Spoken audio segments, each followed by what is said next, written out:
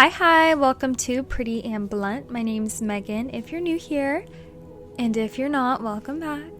So I told y'all that I'd be back in a week, over a month ago, so my apologies. I'm back and we're gonna finish this story. Oh, my bad.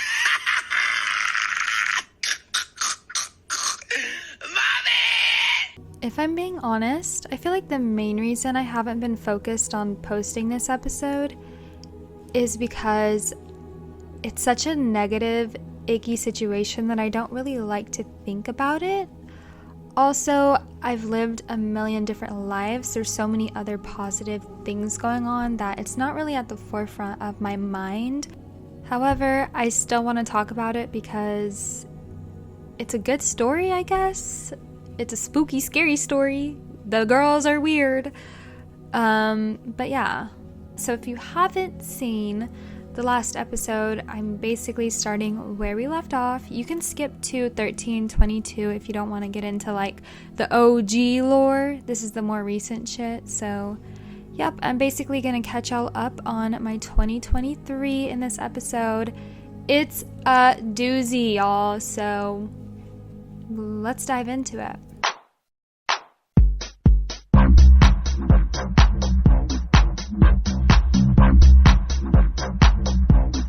Unfortunately, the theme continued. My biggest challenge of 2023 was frenemies.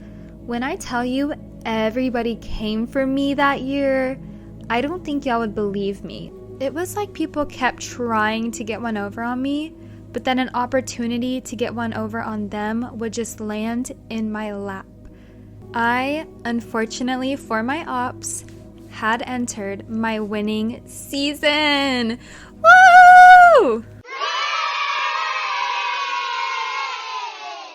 It is such a testament to all of the work I've been doing on myself, my belief systems and practices, my mindset. I've pretty much leveled up in every area of my life. I've learned to react differently, respond differently, and I now know when it's time to remove myself from situations. So I feel like I've finally shown up in a way that I've been dying to show up, and I'm just really proud and amazed at how I've been able to transmute all of this pain and disappointment into something greater. But alas, new levels bring new devils. Apparently, you can't have your cake and eat it too. So, although I'm experiencing lucky girl syndrome, I'm simultaneously being disturbed by bad-spirited bitches. Like, of course, the girl who backstabbed me didn't turn out to be a good friend. Who would have thought?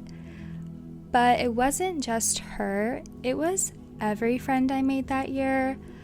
I feel like a lot of those friendships were based on them wanting to be a part of my life for their own personal gain or what I could offer. Not one of them took the time to ask me a single question about myself. They just wanted me to participate in their life, take their photos, talk about them. Narcissism, if you will. And on top of that, they were all people Backstabber was introducing me to, so it was a birds of a feather situation. I just got really wrapped up in the wrong friend group. So of course all of those friendships ended the moment confrontation was involved because none of it was real.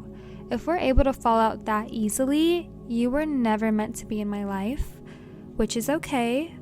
But also, I just met you, so why is there confrontation in the first place? Friends are supposed to make your life feel lighter, not more chaotic. The math wasn't mathing. After all I had gone through, my mindset at the time was to just be happy and present, whereas they all seemed to be stuck in a victim mindset and constantly complaining about things from the past or problems that could be easily solved. And I just didn't relate to any of it. A million homeless people in America. The average age being 9 years old, and I don't give a fuck! I don't care about fucking homeless people! The moment that I didn't adjust myself to suit their needs, regardless of what I had going on in my life, suddenly I was the worst person in the world. So, avoid people who are always going through shit, who feel entitled to your time and energy, who have bad luck, no fruits of their labor, who are talking shit about people 24/7, love the drama, and who use you to process their emotions. I am not your therapist. I'm all for being a shoulder to cry on until it becomes draining. You think I have the capacity to handle it? I don't, babe. I really don't. Talk to a therapist. Or at least Venmo me. Zelle me when you're done, because time is money, babe. But I also get it. I was probably their first active listener. I give good advice and feedback. I genuinely care. However, the victim mode gets old, and at some point you need to learn from your mistakes, take the lessons, alchemize it, and do better. Speaking of a perpetual victim, I am now ready to dive into the lore of Backstabber, the meat and bones of this episode, because her behavior towards me was the worst of them all. To set the stage for you guys, I had met Backstabber during the lowest point in my life, my fat, friendless, and depressed era. We had met through our boyfriends because they were friends. I instantly loved her, truly thought she was the most gorgeous, confident, and fun person to be around. I also gravitated towards her because she loved yoga, spirituality, and smoking weed. So I was like, this girl is the bestie of my dreams. And honestly, I was just happy to have a friend. At the time, she was objectively in a better place in life and always the center of attention, which did not bother me one bit. Anytime we went out, people were constantly gravitating towards her and, complimenting her outfits, her makeup, whatever, as they should. And since high school, I've always been the side character or the third wheel to my friends and their boyfriends, and I guess I was just used to playing that role, which I've had no problem doing so. I love watching those around me shine and have their moment, because sometimes in life you're just meant to play the back seat and let people have their big one. You don't take away someone's butterfly moment. You may see where I'm going with this. But although she had some questionable habits and loose morals, I still considered her my best friend. My only friend, in fact. So, per my last episode, when I broke up with my ex, my life did a complete 180 because I started pouring all of my focus and energy back into myself and naturally became very magnetic, okay? And simultaneously, all of this stuff is happening, overlapping. She invites me out with some of her friends. And that night in particular, I noticed immediately before we even left to go out, she was already looking at me in a way I have never been looked at before. Her eyes just were giving jealous. They were giving jealous. I don't even know how to describe this look. It is so creepy and uneasy. Oh no. No. And I clock her doing this. I look at her and I'm like, okay. And then she goes on to make a comment that if anyone catches her looking at them, it's because she thinks they look really pretty. And that in itself is just really weird. A weird thing to say. Honestly, I looked really good this night. I cannot blame her for staring. My makeup was tea, my outfit was tea, and everyone in this friend group was adoring me. I'm just happy, and like I said, if anyone thought I was selfish and narcissistic before, well, bitch, you ain't seen anything yet, because I'm on this whole other level of narcissism. Like, quite frankly, maybe she thought this friend group wasn't even gonna like me or pay any attention to me, but the opposite effect was happening, and maybe she felt threatened. I don't know. I don't relate to envy and jealousy. I don't hang with jealous bitches. That's a weak disease. Hold on, run up. It's just a manifestation of inspiration and admiration at a lower vibration. If that wasn't creepy enough, she then goes on to betray me that night. That was the night of the big betrayal I keep referencing. The signs were all there. Her true colors were seen. The mask was slipping. I did not know this person at all. It really caught me off guard. And I should have just left her where she hurt me. Leave people where they hurt you because they're not considering you. People know what they're doing, point blank period. Don't make excuses for people, even if you feel bad for them or you want them in your life, whatever. Don't do it. Don't do it. But I did it. No, but it's not funny. At the end of the day, is it? It's serious. I decided to move in love with the situation. I didn't want to become bitter, angry, or resentful because my intention at the time was to become happy again and feel that high I had felt before my life went to shit. So I wasn't going to allow this little drama to control that. And a part of me wanted to believe that we could just move past everything and that she really didn't mean to hurt me. Which reminds me of this post that I saw. It says, discernment means being able to tell your Judas from your Peter. Peter had a bad day, Judas had a bad heart. Peter you restore, Judas you release. I was restoring my Judas, and I allowed this person back into my life only for them to continue oddball behavior.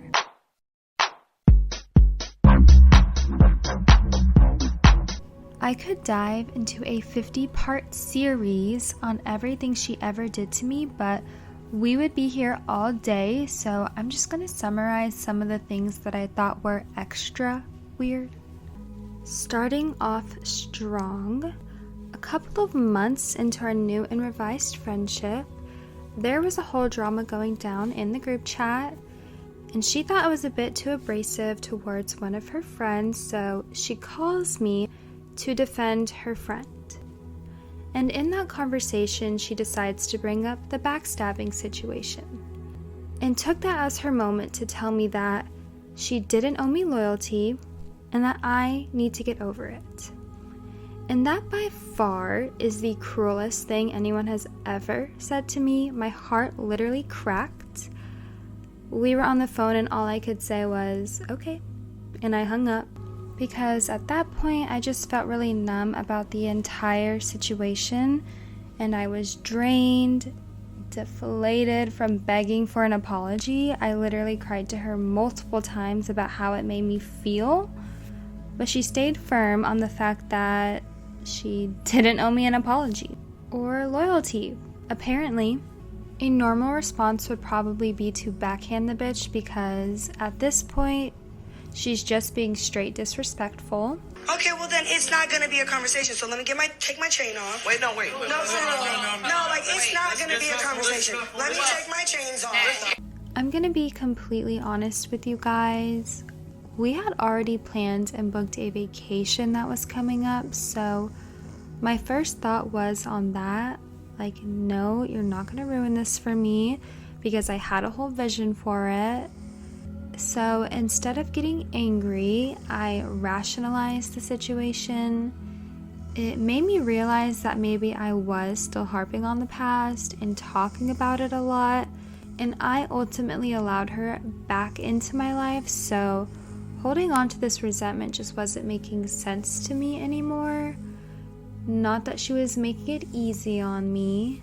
Trisha Paytas, of all people, actually taught me that if you're not fully able to get over what someone's done to you, then you shouldn't fully let them back into your life because at the end of the day, it's not really fair for them.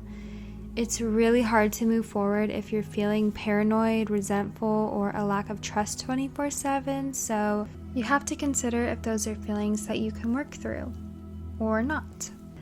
In general, though, that phone call just completely shifted the energy in me. I was like, fucking fair enough. I'll let it go. If you don't care, I don't care more. And in that moment, I'm gonna be so honest, I fully detached and decided to let it go. I think she was expecting me to fight with her, unfriend her, or give her something, some type of reaction, but I was out of those and I remained unbothered, which I think bothered her and must have added another reason for her to be grimy towards me. Detached, yes. Heartless, no.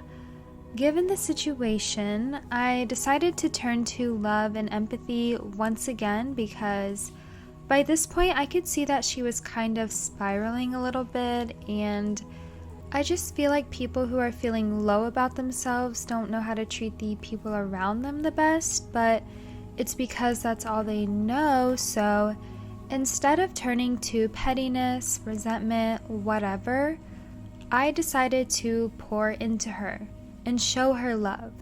But I don't think that makes me like this top-notch citizen. I just have always found myself really catering to people who are wounded and hurt and need some guidance.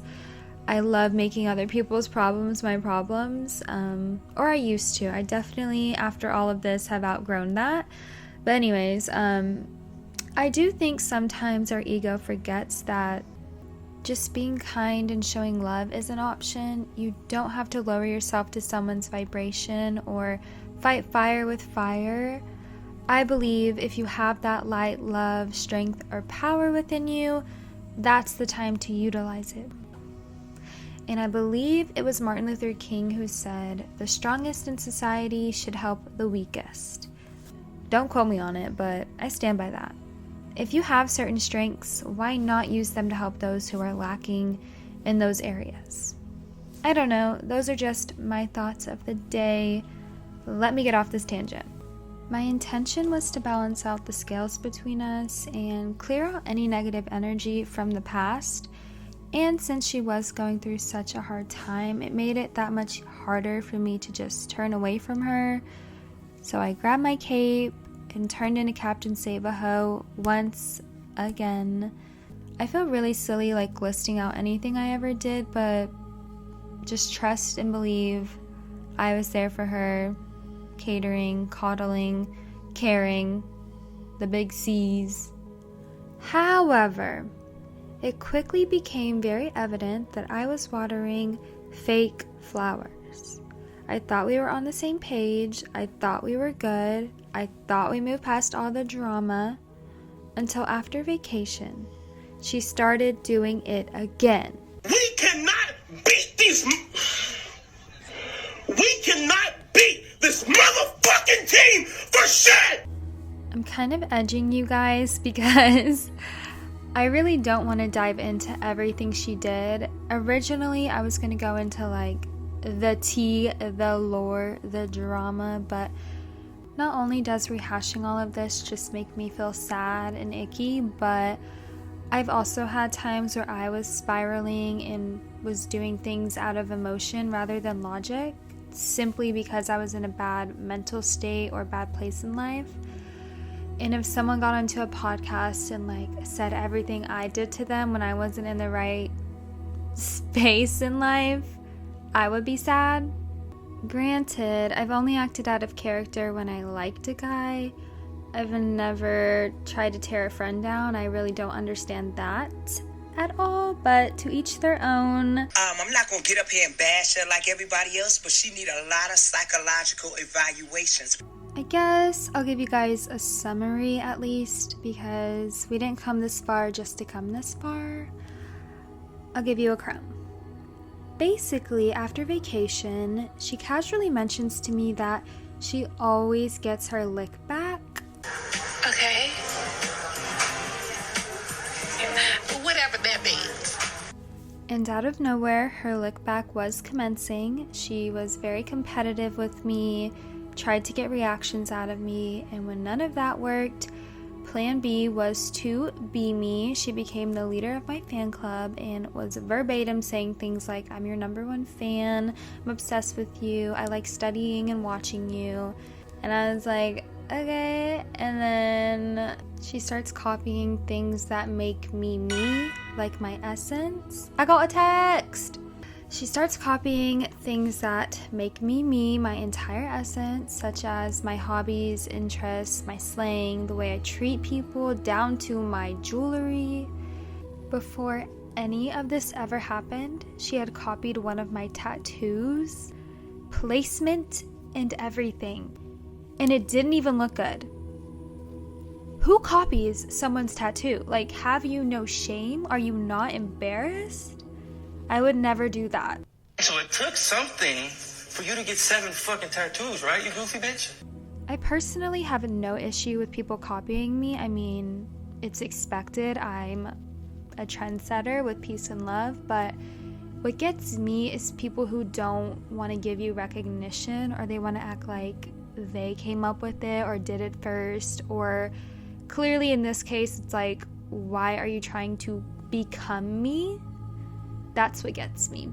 It's actually so scary how many people will befriend you solely to take from you your personality, your knowledge, your opportunities, your lifestyle, your outfits, your swag. Like, people lack identity out here, and you gotta be very careful of these vampires. And on that note, I actually have decided to share a story because I really want to put into perspective how real and shitty the situation was. I also find this story hilarious because you just can't make this shit up. So one night I went out to dinner with her and her friend, and this was the beginning stages of her getting her quote-unquote lick back from me. And at this dinner, she made it very apparent that her mission was to make me feel left out, uncomfortable, and excluded. She just kept engaging in convo with her friend and trying to keep the attention all on her so her friend didn't acknowledge me.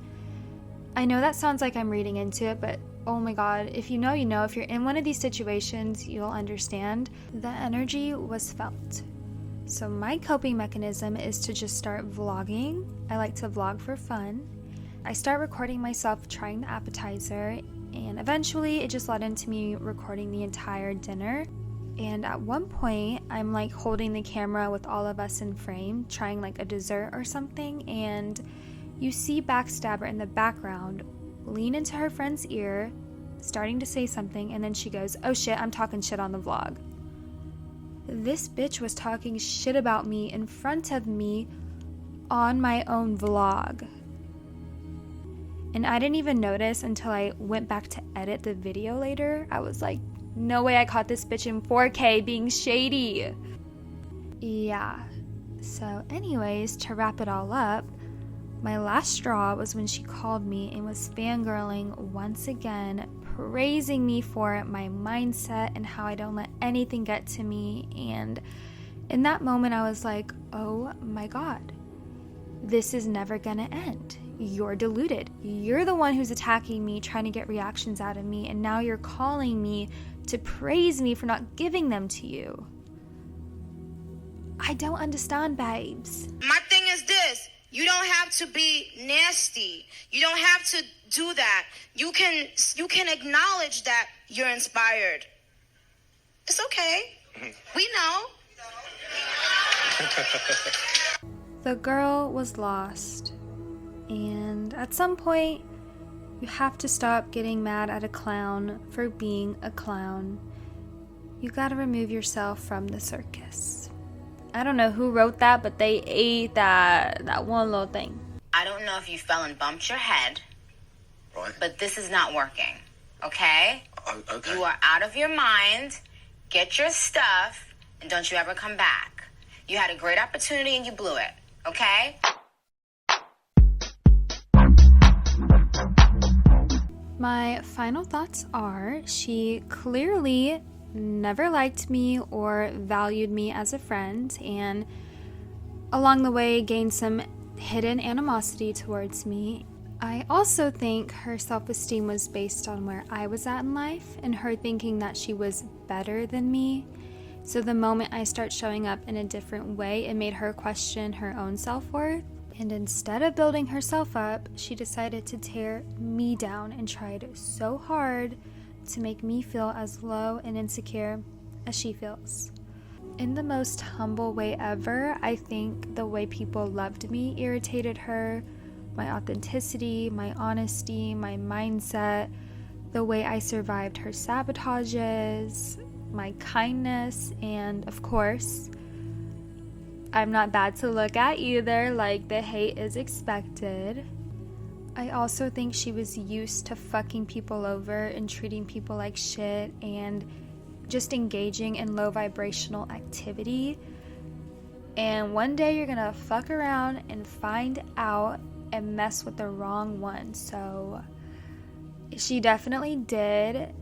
Every time she sent me evil eye, I would just get blessed over and over and over again. She got front row tickets to my success. I would be bitter too. I told you I'd get revenge. And now your time to rue has come. I'm untouchable. Let the ruing begin. Feel the rue. A huge theme and lesson that I really want to acknowledge throughout this story is I could have avoided all of this if I would have just walked away the first time she betrayed me.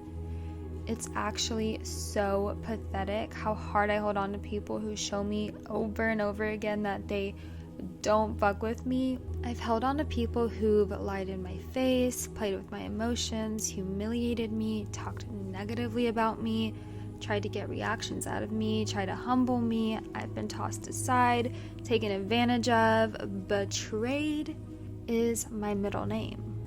I like familiarity and comfort and nostalgia. It's really uncomfortable trying to find new friends or a new person or embracing a new experience. It's much easier to hold on to what you already know. But at what point does it become delusional? I want to see the good in people. I want to believe that they didn't mean to hurt me. I want to believe that they can change. However, you can believe in people all damn day, but if they don't believe in themselves, then it doesn't really matter. Unfortunately, people are not that complex. What you see is what you get. If someone's showing you their true colors over and over again, believe them. I don't know why I spent so long making excuses for people. It's so embarrassing. I'm embarrassed. I guess I've associated forgiving with rekindling, but you don't always have to rekindle the relationship. You're allowed to say, "Ho, is you cool?" Just kidding. But cool. That's who you are, cool. Go be that. But drop me off over here. Learn when to get off the ride because not everyone is meant to come with you or is much less prepared to. So just being open to loss and new is all a part of the ebbs and flows of life. My ego has been awakened. My emotions are in check. My faith is stronger than ever, and I will not be played with. It is definitely an end to an era.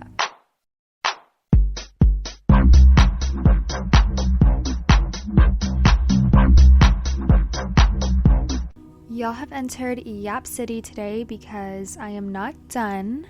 That year wasn't all trash. Like I said, I had entered my winning season and I was being blessed abundantly. I had some really cool manifestations come through and opportunities, blessings, and miracles. So I really want to touch on that. But before we get into it, I have a quick little story for you guys. If you don't already think I'm a nut job, this is really gonna solidify it for you. So after vacation, I was feeling really down and sad. I don't know about y'all, but I just get really depressed when I get home from vacations. I guess it's like a dopamine thing, but on top of that, I just kept getting these intrusive thoughts that the vacation I went on was the peak of my abundance. That's where it all ends. That was the big one, and it's all downhill from there. Oh God, I'll never make it this time! This is the end! Anyway. Little did I know, it was just the beginning. Anyways, that's where my headspace was at, and back in the day, I had a really bad habit of hitting the bong before work. I love getting high, I love escapism. I love not being in reality, especially when I have a lot of things going on in my brain. So that's what I did. And on my way to work, I remember a lot of negative thoughts just flooding my mind, and I was becoming very overwhelmed. And out of nowhere, I hear a voice that says, "Don't you trust me? Don't let your faith waver." It shook me. It was very firm and stern, and I started bawling. I had just heard the voice of God. Yeah, I know. And for any skeptics or cynicals out there, I am mentally sane. I've never done acid or shrooms. I've only smoked weed, and this would definitely be a topic for another day, but I find that weed connects us to the spiritual realm. I get a lot of intuitive downloads and clarity when I'm high. It's not for everyone. I'm not saying go do that, but for me, it's really been a tool in my ascension, in my growth as a person. Also, I'm very spiritually tuned in. My third eye is wide open. This is not my first rodeo to something of a spiritual phenomenon. It's just another Tuesday. And ultimately, the voice did not induce fear in me. I wasn't paranoid. If anything, it was very calm and stern, like a father condemning their child. And it brought me clarity. I've always believed in God. I grew up going to church. I read my Bible. I pray. I'm very spiritual, as you may know, but up until that day, I don't think I knew what it meant to just trust Him. I like control. I'm kind of a control freak in the sense that I like knowing what's going to happen next, or how someone feels about me, or why something happened, or why it didn't happen. I'm always grasping for straws, trying to bring in some sense of stability and comfort. I didn't know that just letting my grip go was an option. Let's talk about the movie Nemo, for example. That scene where Marlin and Dory are in the whale's mouth. Marlin's holding on for dear life. He's petrified. He's scared. He doesn't want to let go, in fear of being eaten by the whale. And Dory's over here carefree, open, and telling him, "The whale says let go, very trusting." And Marlin had to take that moment to just lean in to trust. Letting go. You don't know what's about to happen, but you just gotta do it, It's that or nothing. And of course, they fall into the whale's mouth and back up out the hole and into the ocean, and they were good.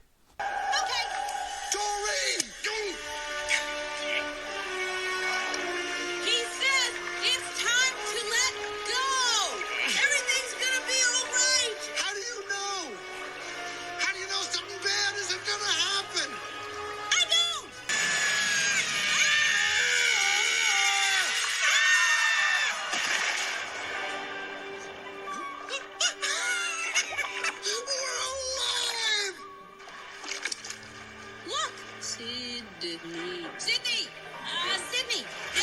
again! You were right, Dory. We made it. We're gonna find my son. So my takeaway is, sometimes we hold on so tightly to the hows, the whys, the whens, out of fear of the unknown. But by doing that, we're just creating the resistance ourselves. We're not giving God the opportunity to show us what He's made of or what He can bless us with. The key is to surrender and to be open to receiving. There comes a point where divine timing is at play and there's nothing else for you to control. So just believe that your thoughts and prayers have been heard, your hard work has not been for nothing, and just allow God to co-create with you. Coming from a chronic overthinker and control freak, you're allowed to give all of your burdens, worries, and troubles to God. He wants them, but you have to give them to Him. He's not just going to come take it from you. Surrender the things that are no longer working in your life. If things aren't blooming and blossoming, let it die. Shut the door and turn your focus back onto God, because I promise He has so much more in store for you. Anything I have ever lost, has always been replaced with something 10 times better. Anyways, that was the sermon of the day. Church is dismissed. But on a serious note, when God tells you to trust Him, you do it. So obviously in that moment, my energy shifted and I was like, okay, God, I surrender. Show me what you got. Show me what you got. I want to see what you got. And practically overnight, my life did a complete 180 again. I was the main character of 2023 at this point. I don't care if that sounds arrogant. I've lived an insecure life long enough, and I now know what it feels like to really stand in my power and feel comfortable taking up space. So it was my moment to really embrace that, and it's what I did. So, although the one person I would expect to clap for me wasn't, strangers were. I was being noticed everywhere I went, complimented everywhere I went. I was attracting friends with ease. My favorite spiritual accounts that I loved were following me, liking my stuff. I was running into celebrities like James Kennedy, Oliver from Vanderpump Rules. I met Cam and Hans Kim from Kill Tony. I saw Ralph Barbosa at the mall, like little stuff like that. And for me, that also represents where my vibration was at the time. Like I was vibrating really, really high to be running into these people living their dreams and doing the things that they love. So that's a little deep, but that was really cool. And then my brother and his girlfriend broke up, so he had an extra ticket to Casa Bonita. Wow, Casa Bonita? Woo-hoo! What's Casa Bonita? Dude, haven't you ever been there? It's a big Mexican restaurant, but they have like cliff jumpers and Black Bart's Cave and all kinds of stuff. It's like the Disneyland of Mexican restaurants. And those tickets are not easy to get. The waiting list is very long. I think he knew a guy, so of course I went. It was so cool on the inside, would recommend, but we were in Colorado, so we did the whole Colorado thing, and then we drove to South Dakota. I saw Mount Rushmore, which never in a million years would I think I would see Mount Rushmore, but it's a lot cooler in person, I gotta say. And then, as I'm driving in the middle of nowhere, I get a call from Backstabber and that friend she tried to use to make me jealous and feel left out, which completely backfired on her because me and her became super close and like loved each other. Which brings us into this. They were like, we planned your entire birthday weekend. They booked the hotel, the dinner resi, and a massage. I was like, what? It was so insane. And I know Backstabber was fuming because I'm sure she didn't want to do any of this, but you know, things played out how they played out. Because, you know, it's funny, the year prior, I paid for my own birthday dinner when I had gone out with Backstabber, and she just always gotten me, like, the lamest gifts, unthoughtful gifts ever, and even my ex would give me the lamest gifts ever. So, for this to be my birthday this year was chef's kiss. Whatever you put out into the universe, trust that it comes back tenfold. But wait, there's more. I get home from this trip, I do a work day, and on my way home from work, I get a call from my friend Christian. Shout out Christian, he's one of my closest friends. And he's like, Megan, I got us Matt Rife tickets. It's tonight, let's go, happy birthday. And I was like, what? So, of course we go, and I thought he was hilarious. But the irony is he got canceled the next day for not being funny, so I don't know. It was kind of trippy to see that in real time, how fast the internet is. But anyways, Christian bought me some merch, took me to take shots, and then my birthday was at midnight, so he gathered our other friends, and we all linked up, took shots. They bought me a birthday sign. They played my favorite song. They were singing happy birthday. They did the whole thing.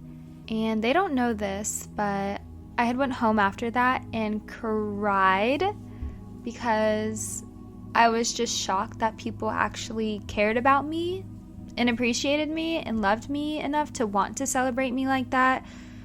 Again, I had so many people not letting me have my moment, and I just felt like they let me have my moment, and it felt really, really, really, really good.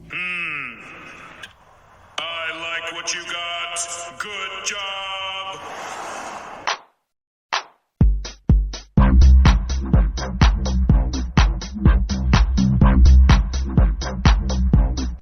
Okay guys, even Grandpa's tired. I've yapped enough. I don't even have any final thoughts. I've said what I needed to say, but if you are new here, I like to end every episode off with a Bible verse, so this one is going to be Matthew 34. Let's get into it. Don't imagine that I came to bring peace to the earth. I came not to bring peace, but a sword. I have come to set a man against his father, a daughter against her mother, and a daughter-in-law against her mother-in-law.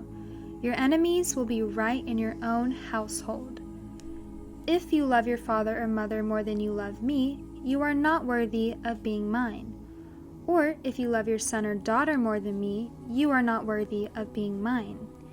If you refuse to take up your cross and follow me, you are not worthy of being mine. If you cling to your life, you will lose it. But if you give up your life for me, you will find it.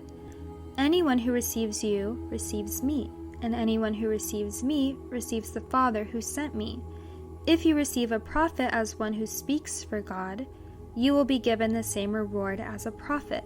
And if you receive righteous people because of their righteousness, you will be given a reward like theirs.